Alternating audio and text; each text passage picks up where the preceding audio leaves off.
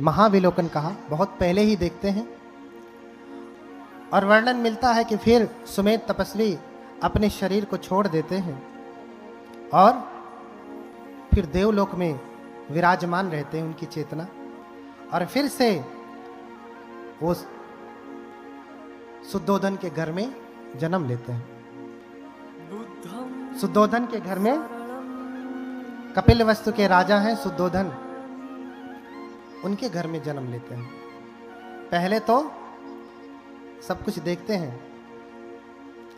पिता अच्छे होने चाहिए, माता अच्छी होनी चाहिए, माँ का गर्भ अच्छा होना चाहिए। गर्भ का मतलब साफ सुथरा, ऐसा नहीं, कर्मों से बनाया हुआ पुण्य का शरीर होना चाहिए इसका, तभी कोई बोधिसत्व उसके गर्भ में जा सकता है, अन्यथा नहीं।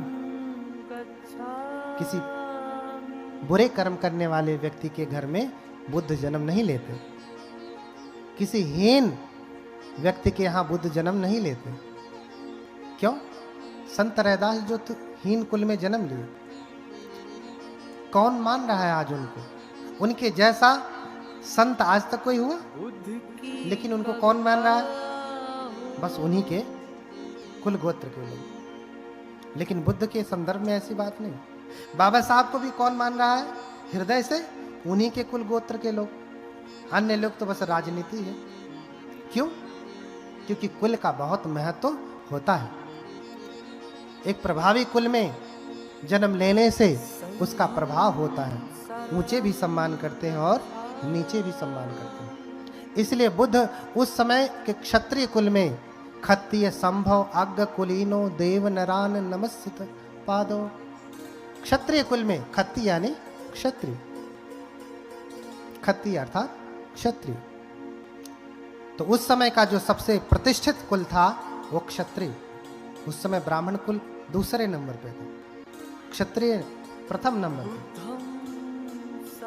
उस कुल में जन्म लेते हैं। और शुद्धोधन क्या है? पिता हैं। हाँ? और महामाया माता है, उनके घर में जन्म लेते हैं। तो जन्म लेने की प्रक्रिया क्या है? शुद्धोधन और महामाया बड़े ही धार्मिक राजा हैं, बहुत ही धार्मिक राजा हैं, शीलों का पालन करने वाले हैं, कभी किसी का अहित करने वाले नहीं हैं, अधिक कर वसूलने वाले नहीं हैं, जनता की पीड़ा को अपनी पीड़ा समझने वाले हैं, किसी को भी कष्ट देने वाले नहीं। पूरी तरीके से वो शीलों का पालन करने वाले हैं, पंचशीलों का पालन करने वाले हैं। अब आप कहेंगे कि बुद्ध से पहले पंचशील कैसे जानते रहे? मैंने पहले ही व्याख्या कर दिया कि बुद्धों की परंपरा है। गौतम बुद्ध तो 28वें बुद्ध हैं, गौतम बुद्ध तो 28वें बुद्ध हैं, उनसे पहले भी 27 बुद्ध हुए हैं। ये बुद्धों की परंपरा। जिस दिन आप बुद्ध हो जाएंगे वो आप 29वें बुद्ध हो जाएंगे। अब ये नहीं कि वही बुद्ध पहली बार, दूसरी बार, तीसरी बार, नहीं, कोई भी व्यक्ति बुद्ध हो सकता है। जैसे कोई भी व्यक्ति प्रधानमंत्री हो सकता है, जरूरी नहीं कि वही बार बार हो, दूसरा होगा, तीसरा होगा, चौथा, जो प्रधानमंत्री के योग्य होगा, जो मुख्यमंत्री के योग्य होगा वो होगा। ऐसे ही देखिए, माता गर्भ की तैयारी कर रही है। देखिए, बच्चे को जन्म देने के लिए आज आपका बच्चा टेढ़ा मेढ़ा और जंगाली क्यों पैदा हो रहा है? क्यों? अच्छा, आप खेत में फसल बोते हैं तो फसल तो अच्छी होती है ना। जितने अच्छे से किसानी करते हैं फसल भी उतनी अच्छी होती नहीं। लेकिन ये कौन सी किसानी की आपका बेटा ही अच्छा नहीं होता? भगवान बुद्ध भी कृषक हैं। कस्य को पटी जानामि, मैं भी कृषक हूं, कसी भारद्वाज सूत्र में है ना। आप ये भौतिक खेती तो अच्छे से कर लेते हैं, लेकिन अपने बेटे बेटियों की खेती अच्छे से नहीं कर पाते। आप जानते भी नहीं कि आपका बेटा क्यों बचपन से पैदा हुआ, तो उसे आप बंदूक दिखाइए, राइफल दिखाइए, चाकू दिखाइए, डराइए, धमकाइए, वो डरने वाला नहीं है ना। आप ही को डरा देता है। और कोई कोई अपने आप ही जन्म लेता है, एकदम सीधा साधा, दे दिया तो खा लिया, दूध पिला दिया तो पी लिया, नहीं तो न मांगता है न रोता है। जहां बैठा दिए बैठा रहेगा दिन भर, जो पहना दीजिए पहना रहेगा, न खिलौना मांगेगा, न मेला जाने के लिए कहेगा, न बाजार घूमेगा, न आइसक्रीम मांगेगा, हाँ न छोला केक भजिया पकौड़ी, कुछ भी नहीं कहेगा। होते हैं ना ऐसे भी। और एक तो धमकी ही देता रहेगा, मम्मी दे दो नहीं तो मैं माचिस जला लूंगा, अभी मम्मी 10 रुपए दो नहीं तो मैं भी कूद जाऊंगा। होते हैं ना। ऐसा क्यों होता है? कहाँ गड़बड़ी रह जाती है? आपने जान करके गड़बड़ी नहीं की, लेकिन गड़बड़ी तो हुई है, इसलिए तो फसल अच्छी नहीं हुई। क्यों? मैंने कहा ना, बुद्ध की शिक्षा भारत से विलुप्त हो गई, इसलिए आपको खेती करने का जो ज्ञान था वो भी भूल गए। जहां जहां बुद्ध की शिक्षाएं हैं, बौद्ध धर्म है, वहां वहां बच्चे इतने उपद्रवी नहीं हैं, इतने बदमाश नहीं हैं। क्यों? क्यों? क्योंकि तैयारी कर रहे हैं। शुद्धोधन और माता महामाया। जाति शताम पंचम नूनकानि, जाति शताम पंचम नूनकानि, सबोधिसत्वस्य बभूव माता, पिता च शुद्धोधनस्तु तत्र तत्र, पतिरूप तस्मा जन्य गुणान्विता। हाँ? वही शुद्धोधन और वही माता महामाया होते हैं। क्यों? क्योंकि उन्होंने बुद्धों को जन्म दिया।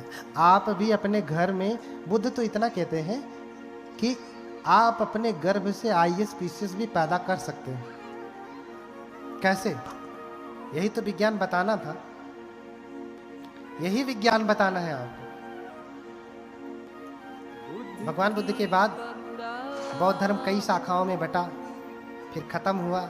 इस समय वर्तमान में 4 दर्शन की शाखाएं हैं, जिसे वैभाषिक कहते हैं, दूसरा सौत्रांतिक कहते हैं, तीसरा माध्यमिक कहते हैं, माध्यमिक या शून्यवाद, चौथा जो है योगाचार्य विज्ञानवाद, उसका नाम ही है विज्ञानवाद। समझ रहे हैं ना क्या नाम है? उस बौद्ध धर्म की शाखा का नाम ही है विज्ञानवाद। और उसका धर्म ग्रंथ क्या है? वो बौद्ध धर्म ग्रंथ क्या है जानते? विज्ञानवाद का मुख्य धर्म ग्रंथ क्या है? विज्ञप्ति मात्रता सिद्धि प्रकरणम द्वयम। बोलिए। नाम नहीं उच्चारित कर सकते और वैज्ञानिक बनते फिरते। बोलिए। विज्ञप्ति मात्रता सिद्धि प्रकरणम द्वयम। बोलिए। बोलेंगे? चलिए बोलिए। विज्ञप्ति मात्रता सिद्धि प्रकरणम द्वयम। कठिन है ना? तो जिसका नाम इतना कठिन, वो विज्ञान कितना कठिन, उसे समझना कितना कठिन। ऐसे गाय चराते भैंस चराते सीख लिया जाए तो भैया बुद्ध नहीं हो जाएंगे। सीखेंगे, लेकिन उसका एक क्रम है, उसका एक क्रम है। ठीक है? तो ये तैयारी कर रहे हैं। क्या क्या देखते हैं कि माता महामाया शीलवती है, शुद्धोधन भी शीलवती है, शीलवान है, और बहुत दिनों से उनकी कामना है कि कोई पुत्र होवे। बूढ़े होने को आए, अभी कोई बच्चा नहीं हुआ। जानते हैं, कहते हैं सब्र का फल मीठा होता है। कहावत सुना है ना? कब से ये सब्र का फल मीठा की कहावत शुरू हुई? हाँ?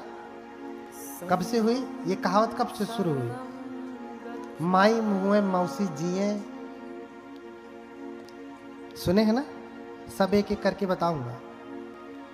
हाँ? पतली गली से निकलने, ये सब एक एक बताऊंगा, प्रसंग आएगा। हाँ? तो सब्र का फल मीठा, अभी समझे। इतने दिनों की कामना थी, संतान नहीं हो रही। जब कुछ अच्छा होने वाला होता है तो विलंब होता है। जब कुछ अच्छा होने वाला होता है तो विलंब होता है। और उस विलंब से जो घबरा गया तो अच्छा होने वाला नहीं है, नष्ट हो जाएगा, अच्छा नष्ट हो जाएगा। इसलिए धैर्य भी साथ में होना चाहिए। कहा धैर्य ही साधवो, अगर साधक है तो धैर्य तो रखना ही पड़ेगा। पैर तो दर्द करेगा, धैर्य रखना पड़ेगा, टूट थोड़ी न जाएगा। हाँ 6 घंटे में इसकी हिम्मत है कि टूट जाए, लेकिन धैर्य रख पाएंगे नहीं। और धैर्य नहीं रखेंगे तो जितने घुमाएंगे उतना दर्द करेगा, आराम मिलने वाला नहीं है। हमारा सबसे बड़ा शत्रु कौन है? कौन है? ये हमारा शरीर है। कौन है सबसे बड़ा शत्रु? कौन है माता जी? कौन हो ही सवेर में उठ के गाड़ी देत हुई? हाँ होगा कोई?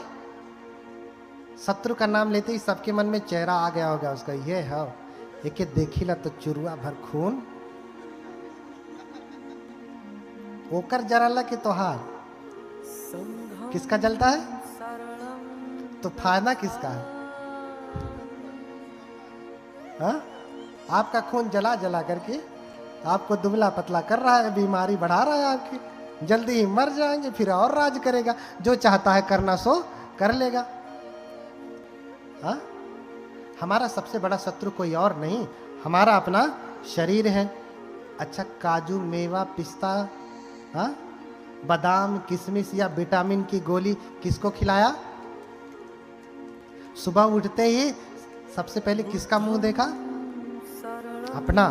तुरंत जुल्फे सवारे, कंघी मारा, मुंह धोया, अच्छा दाग आने लगे हैं, गड्ढा हो रहा है, बाल सफेद हो रहे हैं, रोज देखते हैं। लेकिन इसको देखने के बाद अनित्य भाव नहीं जगता कि मैं बूढ़ा हो रहा हूं भैया, अब तक मैंने क्या किया, अपितु ये सफेद हो रहा तो इसे काला कैसे करूं ये सोचते हैं। जबकि ये जानते हैं कि आज तक कोई अपना बाल काला नहीं कर पाया, वो तो धोखा है, रंग दिया है, काला थोड़ी ना हुआ। एक बार सफेद हुआ तो काला होने वाला नहीं। सबसे बड़ा शत्रु कौन? आपका शरीर। सारा काजू मेवा किशमिश सब कुछ खिलाया इसको, बढ़िया बढ़िया टॉनिक खिलाया, बढ़िया बढ़िया केक खिलाया, बढ़िया बढ़िया मिठाई। अभी दिवाली थी ना, जो लोग मनाए होंगे, हाँ? खोज रहे होंगे कैसे मनाएं, पटाखे फोड़े। देखिए पटाखे फोड़ने से कितने जीव जंतु, विशेष रूप से पक्षियों को बहुत नुकसान होता है, मर जाते हैं। ये दया नहीं है, ये करुणा नहीं है। इसलिए किसी भी बौद्ध देश में आप जाके देखिए, वहां पटाखे नहीं फोड़े जाते। क्यों? क्यों भगवान चारिका करते हैं? हाँ? एक स्थान से दूसरे स्थान भगवान क्यों जाते हैं? क्या भगवान को भोजन नहीं मिलता? हाँ? भगवान को भोजन नहीं मिलता? अरे हम जैसे सामान्य बनते हैं तो भी उनको भोजन खिलाने के लिए पूछिए, उषा जी इनकी पूरी टीम से लोग झगड़ा कर लिए, सुबह ही घमासान लड़ाई हुई है कि आपने मुझे नहीं खिलाने दिया, आपने मुझे नहीं खिलाने दिया। हमारे जैसे सामान्य व्यक्ति जिसको कुछ नहीं पता, कुछ भी ज्ञान नहीं, हाँ कुछ भी बुद्ध के आगे हम लोगों की कोई औकात नहीं, चरणों की धूल भी नहीं, उनको खिलाने के लिए लोग लड़ाई कर रहे हैं, झगड़ा कर रहे हैं। तो बुद्धों को क्या भोजन की कमी थी जो मांग के खाते थे ना? हाँ क्यों चारिका करते थे? पूजा नाम चैत्य भावम पुण्यार्थम चैव देहि नाम। किस लिए चारिका करते थे? पूजा नाम चैत्य भावम पूजार्थम चैव देहि नाम श्रावकानेक वासार्थम अनासक्तिम च दर्शयन् एतादि प्रदर्शनाय बुद्धोचरित चारिका।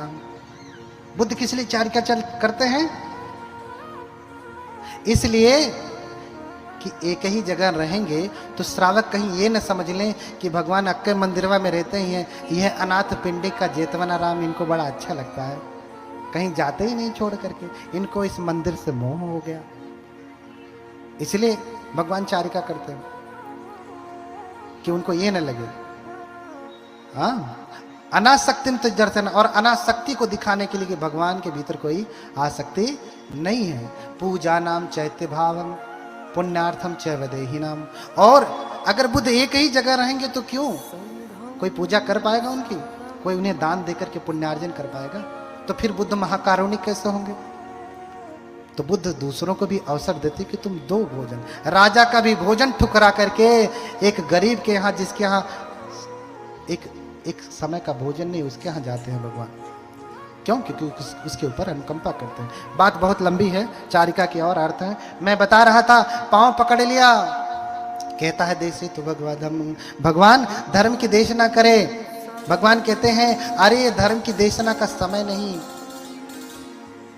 ये धर्म की देशना का समय नहीं, अभी मैं चारिका कर रहा हूं, बाद में तुम्हें उपदेश करूंगा। बोले भगवान मेरे पास समय नहीं, अगर आपने मुझे देशना नहीं दिया, उपदेश नहीं दिया तो मेरी मृत्यु हो जाएगी, मेरे पास समय नहीं। तो भगवान ने उपदेश दिया, दिट्ठे दिट्ठ मत्तं भविष्यामि सुते सुत मत्तं भविष्यामि थी। उपदेश दिया, 2 सूत्र बताए, देखने में मात्र देखना, सुनने में मात्र सुनना। अब इसकी धर्म की गंभीर व्याख्या बुद्ध ने पाली में कहा, और वो ब्राह्मण पाली नहीं जानता लेकिन समझ गया। एक दूसरी बात आप समझिए, बुद्ध जब उपदेश करते थे उनके साथ हजारों हजारों भिक्षु संघ होते थे। कितने? 1000 से कम तो कभी हुआ नहीं करते थे। जितने आप लोग बैठे हैं ना, जितने आप लोग बैठे हैं ना, उनसे ज्यादा तो भगवान के भिक्षु हमेशा साथ में रहते थे, आपसे ज्यादा। और भगवान को सुनने के लिए हर दिन शाम को राजा महाराजा गृहपति सब लोग आते थे, हजारों हजारों की संख्या हो जाती थी। भगवान उपदेश करते थे तो जितना पहला वाला सुनता था उतना अंत वाला भी सुनता था। बताइए क्या भगवान माइक लगा के बोलते थे? ये था आहुजा वाला, कौन दूसरे कंपनी का रहा? ये था क्या? नहीं था। लेकिन जितना आगे वाला सुनता था उतना ही पीछे वाला। तो माइक नहीं था तो इसका मतलब क्या, आगे वाला सुन लिया, पीछे वाले ऐसे चुपचाप मच्छर मारते थे? नहीं ना, वो भी सुनते थे, वो भी। अब बुद्ध चिल्ला के भी नहीं कहते अरे सुनो भिक्षुओं, सुनो सुनो, ऐसा नहीं कहते। क्यों? बुद्ध परम संयमी है। हम लोगों का संयम टूट सकता है, बुद्ध का संयम नहीं टूटता, बुद्ध का संयम नहीं टूटता। तो बुद्ध जब बोलते हैं तो जितना आगे वाला सुनता है उतना ही बीच वाला, उतना ही अंत वाला, चाहे सहस्रों लोग क्यों ना हो, वो सुनते हैं। और बुद्ध जब उपदेश करते हैं तो जिस भाषा का जानकार होता है अपनी अपनी भाषा में सुनता है उसको। इतना बड़ा सामर्थ्य है बुद्ध का। किसमें सुनता है? अपनी अपनी भाषा में बैठ करके सुनता है। अगर कोई अंग्रेजी जानता है तो अंग्रेजी में सुनेगा, उर्दू जानता है तो उर्दू में सुनेगा, बंगाली जानता है तो बंगाली में सुनेगा। बुद्ध पाली में ही बोलेंगे, अपनी भाषा में बोलेंगे, लेकिन वो किस में समझेगा? अपनी भाषा में समझेगा। इसलिए बुद्ध ने बाकियों को अनुमति दिया कि अपनी अपनी भाषा में धर्म का अनुवाद करो, अपनी अपनी भाषा में धर्म सीखो, जो भाषा जानते हो उसमें सीखो। इसीलिए तो अनुमति दिया। स्ट्रिक्ट नहीं रहे कि नहीं पाली में ही देना है। तो माही कुंजर नागमास दो दुखंग ही कुंज। हाथी के ऊपर हाथ रखा उसके माथे के ऊपर और कह दिया कि नाग की हत्या करने से तुम्हारी सुगति होने वाली नहीं है, तुम्हारी सुगति होने वाली नहीं है, ना तो यहां ना तो इसके बाद कभी भी सुगति होने वाली नहीं है। इसलिए हाथी समझ गया, भगवान के चरणों की वंदना की। आपने फोटो भी देखा होगा, हाथी झुका है, भगवान को प्रणाम कर रहा है। ऐसो ही बुद्धस्य धम्मता बोधिसत्वस्य धम्मता। यही तो बुद्धों की धर्मता है, यही तो बुद्धों का बल है, यही बुद्धों का बल है। इसलिए आप क्या करें? बुद्धों को स्मरण करें, बुद्धों की पूजा करें। कैसे कैसे करेंगे? समय भी बहुत हो रहा है ना। इतनी ही बात समझें, पूजा च पूजनीयानम एतम मंगल उत्तमम। जो पूजने योग्य है उनकी पूजा करना ये उत्तम मंगल है। जो पूजनीय योग्य है उनकी पूजा करना उत्तम मंगल है। भगवान जब महापरिनिर्वाण करते हैं, जब अपने शरीर को छोड़ते हैं, तो महापरिनिर्वाण के बाद उनके अस्थि के लिए जब उनको जलाया जाता है शरीर को, पहले तो 7 दिन 500 कपड़े में लपेट करके सरसों के तेल में रखा जाता है और फिर चक्रवर्ती राजा की भांति बुद्ध का अंतिम संस्कार किया जाता है। यानी एक परत सफेद कपड़ा, फिर रोई, फिर सफेद कपड़ा, फिर रोई, फिर सफेद कपड़ा।